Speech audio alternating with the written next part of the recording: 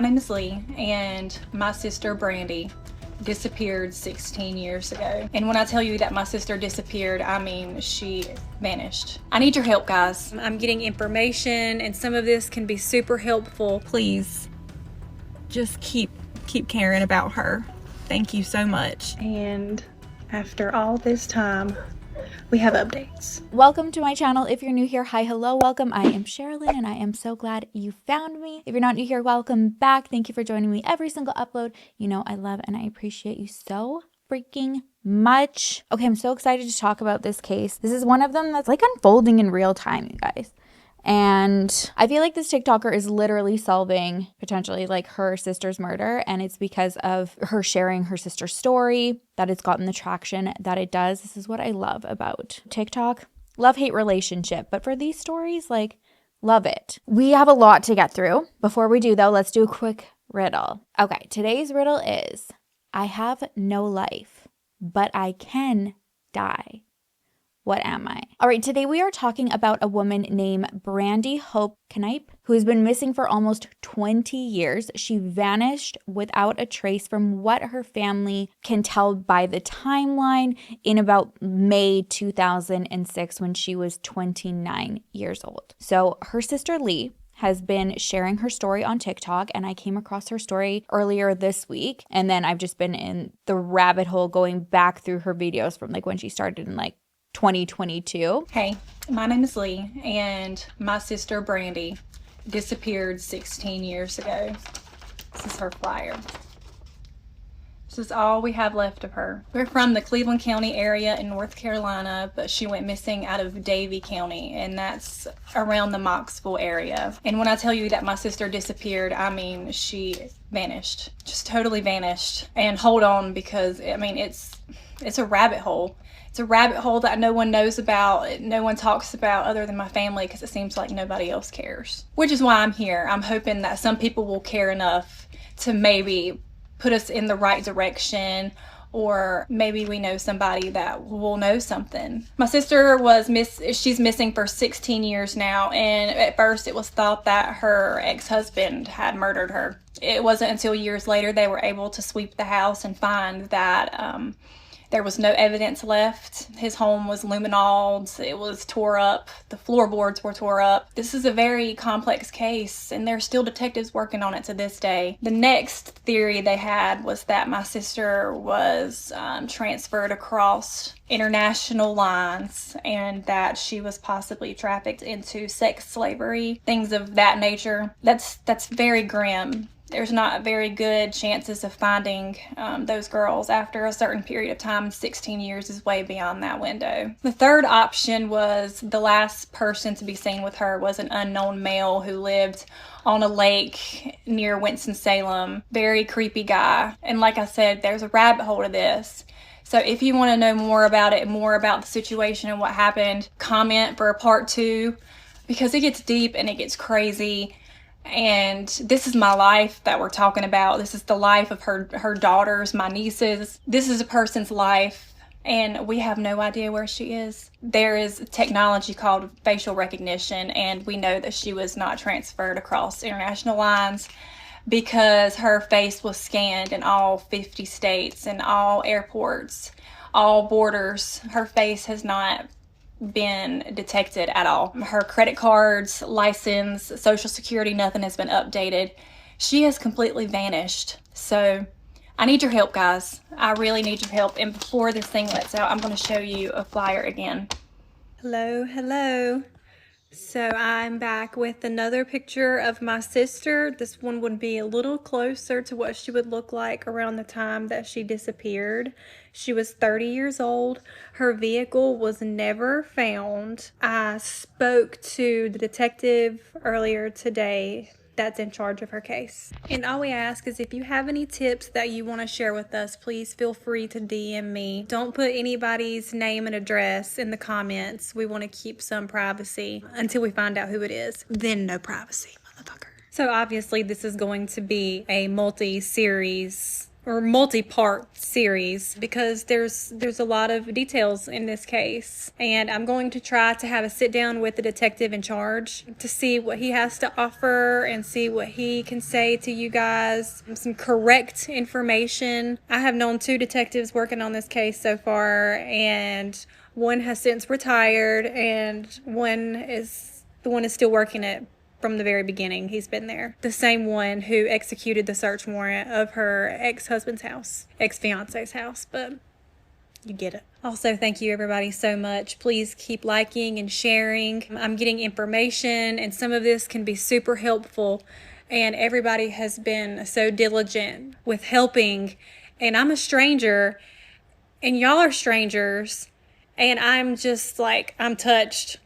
Thank you. And as I'm looking, I see this new update pop up like that day. It was like in real time from Lee. She had gotten a tip through TikTok and found a huge break in the case. So like I said, like this, the power of social media is insane no matter what. But I love when it's used, you know, for good and productive in these cases, because her family have been wanting answers for so long, like 20 years. Now, I'm going to try to keep this as cohesive and understandable as I possibly can. There's a lot to this that makes it not something necessarily complicated, but it's not like very linear. It's a very complex case. So I'm going to do my best. If it kind of feels like there's questions and stuff like that, we're going to try to eliminate as many questions as we can. I'm also going to have Lee's TikTok in the description. Please, somebody gently remind me if I forget. I should remember, but I do appreciate that, so that you guys can also follow along and go and check her out and send her support. Part of the complexity of following along with everything and trying to like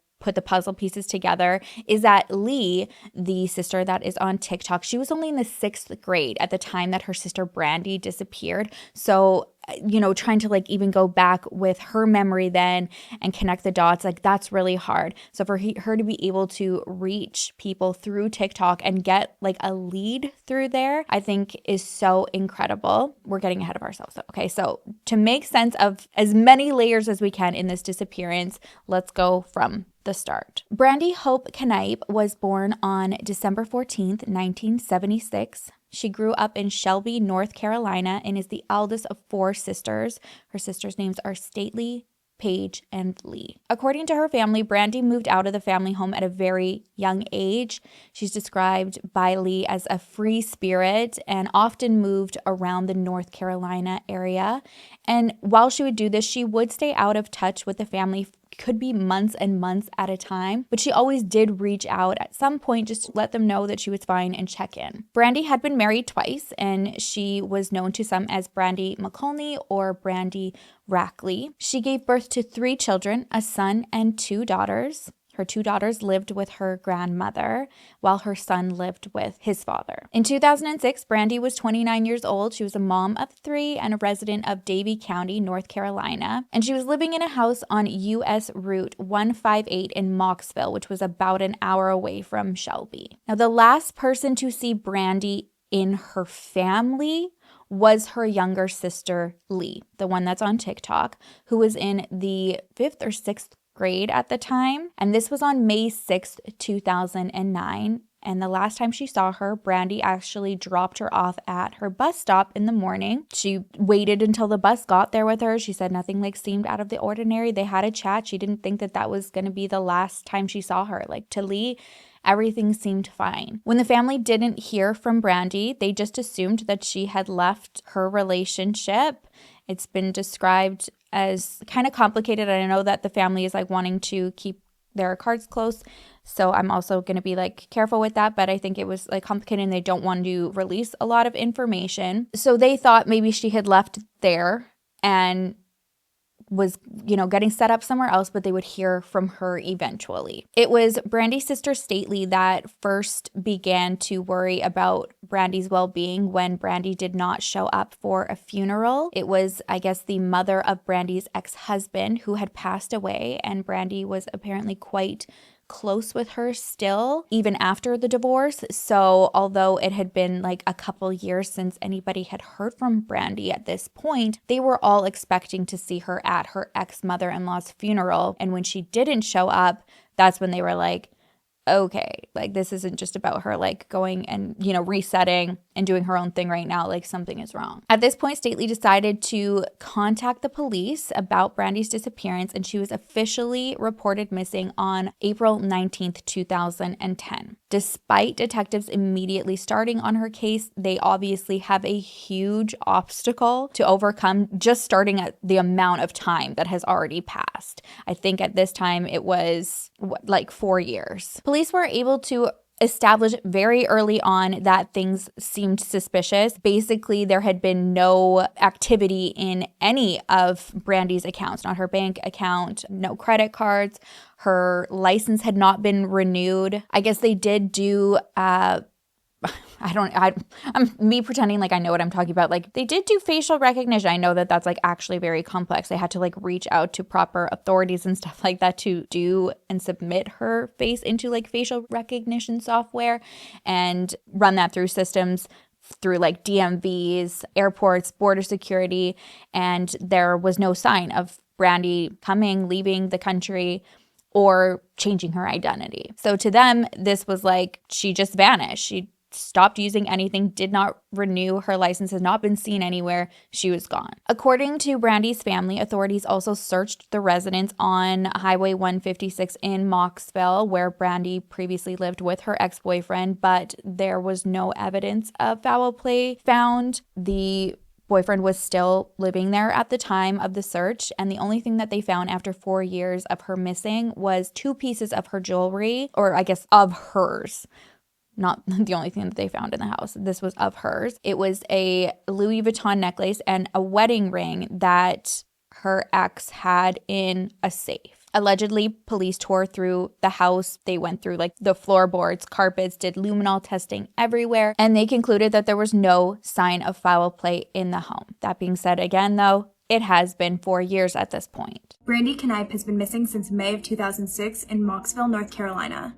16 years later, her youngest sister, Lee Scoggin, has taken to Tik Tok for help. Lee, who was in 5th grade at the time, described her sister as a free spirit and says she often moved from place to place within North Carolina. It wasn't unusual for the family not to hear from Brandy for months at a time, but her sister Staley said she always eventually got in touch, which is why no one realized the 29-year-old was missing until years later when she failed to show up for a funeral. Brandy was officially reported missing in April 2010. Captain DJ Smith with the Davie County Sheriff's Office told Dateline that officials began investigating immediately. But since their investigation began at year 4, they faced many challenges. Information that may have been available in 2006 was hard to come by in 2010. Captain Smith told Dateline that none of Brandy's belongings have ever been found, including her car, a 4-door Buick sedan. According to Captain Smith, none of Brandy's personal information has been used in the past 16 years either. The captain told Dateline that they had the feds check records to see if Brandy ever left the country, and they had the DMV run facial recognition software. As far as they could tell, she never left the country, and there was no evidence she used an alternate identity. Both of Brandy's sisters and Captain Smith said it's almost as if Brandy fell off the face of the earth. Captain Smith told Dateline that there is no evidence of foul play, other than the fact that she's been gone for 16 years without a trace. Lee and Staley just want to find their sister. Brandy has brown eyes and at the time of her disappearance, long, light brown hair. Her sisters remember her as tall with long legs and a slim build. She has a tattoo of a heart with wings on her right wrist and a rose with a dagger on her shoulder blade. She would be 45 years old today. Someone out there may know something that can help find Brandy.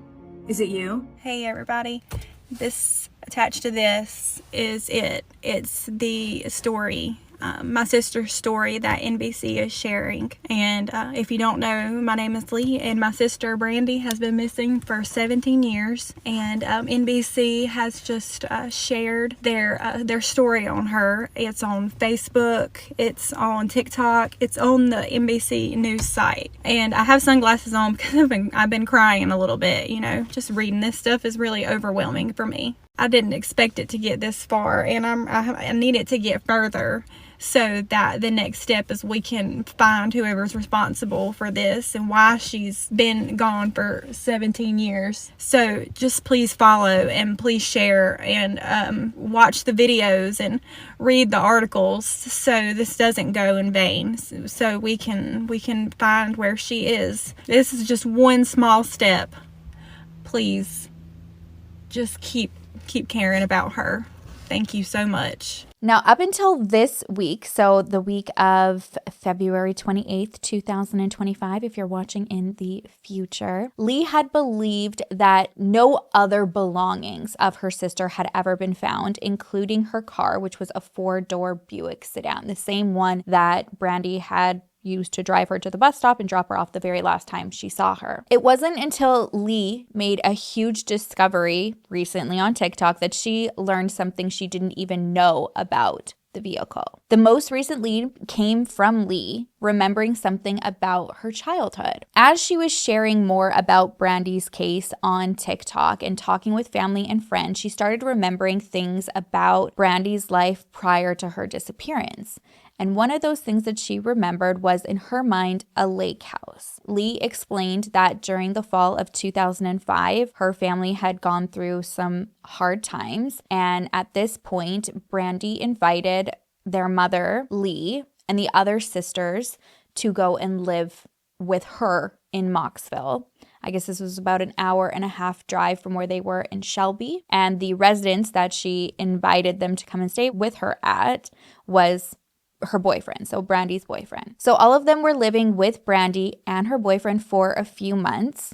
Lee and her sister Paige enrolled in a school in Mocksville, but after a few months, there was kind of like a rift in the household, and their mother decided to return back to Shelby. However, Lee and Paige stayed and continued to live with Brandy. A short time later, Brandy and her boyfriend ended their relationship, and so Brandy moved herself and her sisters out of the house. By Lee's account, Brandy moved them approximately 45 minutes away to what she remembers as a lake house that was located on Bellows Creek, which is on the north side of Winston-Salem. Creek is very important here, okay? Because of Lee's age at this time and like trying to like think back and piece things together, she is unsure of exactly how Brandy came across this place. She did remember meeting a man who apparently managed the property.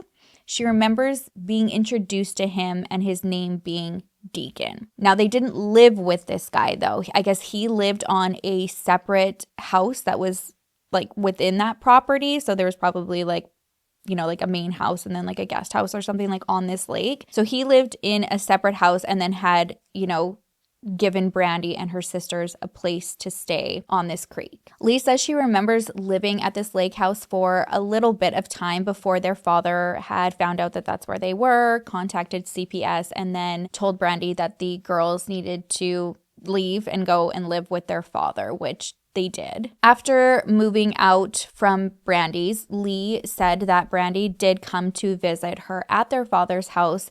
That was the final time that she saw her, and I believe she thinks like it was like a week or so later. This would have been when Brandy drove Lee to the bus stop that final time. Unfortunately, because Lee was only 10 years old at the time, she was unable to provide detectives with an actual address to this house on the creek. And it is even further complicated because after talking to family about trying to like narrow down where this was, the whole like CPS thing that was involved, there was no records of it because I guess CPS had contacted Brandy to just try to let her kind of like do it, I guess like the most like least traumatic or whatever way, as opposed to having like somebody come in and take the girls and bring them to their father. So it was like calling her to let her know that he was going to be coming and get the girls. And so there was no like records of the address. I believe that the father would have known, or Brandy, again, see, like we've got some muddy water here. Brandy might have dropped the girls off, and I believe the father has since passed. So even if he had picked them up, we don't have the address. Detectives did go to an area that they did believe is where this creek house was located, but they told Lee that Apparently, this area that they looked at was under new construction and they were unable to identify the property manager, like whoever this Deacon guy was. That is until a tip came through from a viewer on TikTok who saw Lee's videos. Again, this is like, it's so crazy to think about. Like, the reach of TikTok is just so phenomenal, especially in cases like this where families just feel like, you know, like they're like losing hope and they're just trying to like reach the right person. And it does. This tip that came through from TikTok thought that they had found the lake house property. So Lee looks at it, thinks it's really promising, passes the tip along, but was told that nothing came up. So she decides to go with her sisters and look for herself. Sure enough, it was the place that she had been talking about. She had found it. This tip came through. It was right. And when she felt like, something's off, I'm going to go and check it out. And she did. She's like, this is the place that I've been talking about. My name is Lee, and my sister disappeared 19 years ago, and we just found the house on the lake. But it happens to be a house on the creek, and that's why they couldn't find it. But my sister and my mom and I just found it. So when she contacted the investigators, she found out that they were looking up Bellows Lake, not creek. All right, so two different places. So they're like, there's nothing. When they looked up the lake and not the creek. And I find this interesting because in one of Lee's recent videos, she's saying, you know, like she was so young and thought it was a lake because she had talked about like this lake property. But when I was researching and looking through different articles, including one from Dateline who interviewed the detective, they reported it as Bellows Creek. And this was a couple years ago. So I thought that was odd to me because I was like, okay, well, like Dateline had that because I had already had the name in there, and I went back to look to make sure that I wasn't going to say Bellows Lake, and I'm like, no, I already had creek there, and that was from that article. So I'm like, you know, don't be hard on yourself, Lee, because yes, of course, like lake and creek were different, but from that article, I had already had creek. So like, where'd creek come from? Because it feels like they already had creek too. Now, I mean, like I'm not, you know what I mean? I'm just, anyways, I felt bad that she was like, oh my God, like this is it. It was because it was like the difference between lake and creek. And I'm like, but it says creek. You're good. And I think I'm frustrated because not only did she find out that they were looking in the wrong area, but then on this call, she finds out that the car Brandy was last seen in, that until earlier this week, she and her family and followers believed had been never found, it was found. So on the call, with detectives being like, I just found this place, and then figuring all that out, she finds out that the car had been found and no one told her. Apparently, they found this months ago, and they told her they were too busy to get around to call her. So obviously, she's like devastated about this. On top of that, something that I'm upset about, concerned about rather, let's say that, concerned about, like, I'm not trying to like dog on anybody here. I know that this case is extremely complex, but I just learned that the day that she had found this house on the creek, that was the first time that her and her sisters were told to go and submit a buccal swab. So after all of these years that she's already been speaking, you know, to detectives involved in this investigation, sharing her story, there was no swabs that were taken for investigators to submit into a database to cross-reference against any unidentified Jane Does that may have been found and have been missing since around the time that Brandy has been. So, yeah. Hey guys, my name is Lee, and my sister disappeared 19 years ago, and after all this time, we have updates. Yesterday, we had to come in for a buccal swab. And by we, I mean myself, my other older sister, and my mom. And the point of that is to compare any DNA matches that might be in the system or any that may pop up in the system in the future. Also, they found her car. They found her car. And they didn't call us. None of us. It was months ago. And he skimmed right over it. And he said they were so busy. They didn't have time to call us. I swear to God. So first and foremost, my family is livid about that. Secondly, We have been looking for a house on the lake for all these years, and it wasn't a house on the lake, it was a house on a creek. But we were kids, so it was big, so we said it was a lake, but it was a big creek, Blues Creek. The police sent search and sonar and everything else at Blues Lake, not Blues Creek. But we found the house, and they're going over there this afternoon, and I'm hoping they will find something that can bring in crime scene, guys. Please keep us in your thoughts. It has been such a long time. She's got kids. Can you imagine how her kids feel? And it's insane. Thanks. You guys are amazing. Thank you so much for sharing. Really.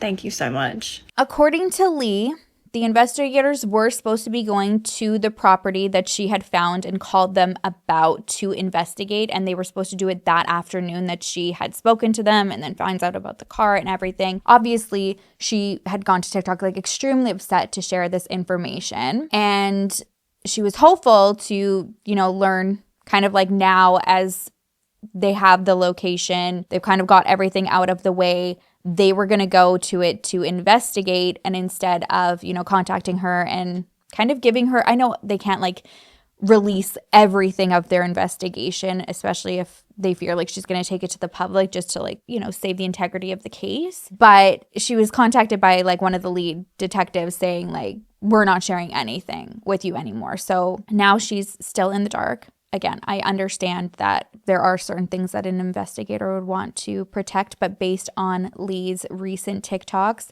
she looks so defeated. It actually breaks my heart. It sounds like it's more of a, you called me out for not telling you about the vehicle and just only doing the buccal swabs now. And so now I'm not going to say anything. And she's like, I didn't even say the detective's name. So like, I still like protected your privacy. I was just like really emotional, understandably in that moment. And so now she's like cut off of finding anything out. And not that she would have to like come and like tell us on TikTok, but it would be nice if there could like be some, I don't know, resolution there just for answers for the family. Because at this point, it's like, that's not what you want. You do not want to like be on two different sides of an investigation and then have family members feel like maybe you're not like putting as much work into it or looking at certain things because of, like emotions. So I don't know. I feel for her. I'm going to be following along. I feel it in my bones, the like spidey sense. As soon as I saw her, I was like, I think this girl is literally, or this woman rather,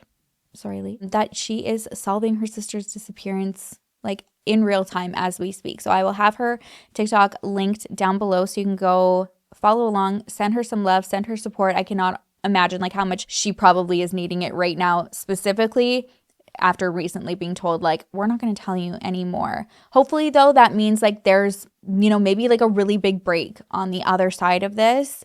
And it's, it's all for good reason. She did say though, like she likes having people bring attention to the case because it does keep that pressure on. So it's like, just when you think like, oh, like maybe we'll take a little pause from this, there's a lot of eyes, now watching and wanting to figure out what was found at that property and where things are going to lead. I think she said that she's also been in contact with Dateline again. So she's not like stopping and giving up. She's like continuing putting that pressure on there. So that's where we're at right now. If you or anybody may have information that could help the investigation, please contact the Davie County Sheriff's Office at 336-751-6238. That's 366-751-6238. That is it for me today. I hope I can give you guys an update on this soon. That would be absolutely incredible. Until then, this is where I leave you. Let's do the answer to the riddle. All right, quick reminder. I have no life, but I can die. What am I? And the answer is a battery. A battery. Have fun. All right, I gotta go. If you haven't already, please don't forget to like and subscribe. It means the world to me. I love and I appreciate you so much. I will see you in the next video. I will miss you terribly. Until then, make sure to love each other, love yourself, and I will see you soon. Bye.